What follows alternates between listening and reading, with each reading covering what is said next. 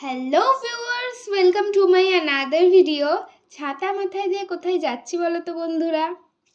আমিও কি পাগল, আমি কোথায় যাচ্ছি সেটা তোমরা কি করে জানবে বলো তো? না মানে সত্যি। হ্যাঁ, তবে যদি জানতে চাও তবে এই ভিডিওটা সম্পূর্ণ দেখতে পারো।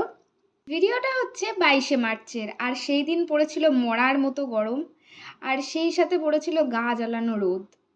তো এখানে মাঠের সামনে আমরা ওয়েট করছিলাম টোটোর জন্য, তারপর টোটো করে চলে যাই আমরা অটো স্ট্যান্ডে। কিন্তু লাক যেদিন খারাপ থাকে সেদিন তো সব কিছুই খারাপ হয়। ভাবছো কেন বলছি? কারণ ওই দিন অটো স্ট্যান্ডে গিয়ে আমরা জানতে পারি অটো নাকি বন্ধ ছিল। তো বেরিয়ে যখন পড়েছি তখন গন্তব্যে তো পৌঁছতেই হবে, তাই টোটো করেই রওনা দিই। আর এই যে চলেও এসেছি দেখো। এবার হয়তো তোমরা একটু একটু বুঝতে পারছো আমরা কোথায় গেছিলাম। আমরা গেছিলাম নবদ্বীপে গঙ্গা স্নানে।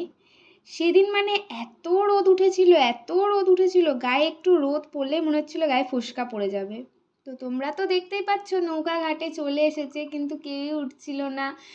এমনিতেই এত রোদ, তাই যেখানে যে যেরকম ছায়া পেয়েছে সে সেখানে সেরকম দাঁড়িয়েছিল। নৌকা যখন ছাড়বে ঠিক সেই মুহূর্তে সবাই ওঠে। তো এভাবেই আমরা স্বরূপগঞ্জ থেকে নৌকা করে চলে আসি নবদ্বীপ ঘাটে। তো আমরা গিয়েছিলাম এই ঘাটটাতে স্নান করতে, আর ড্রেস চেঞ্জের জন্য গিয়েছিলাম এই পাশের বাড়িটাতে। তারপর স্নান সেরে টোটো করে চলে যায় পোড়ামাতলায় পুজো দিতে।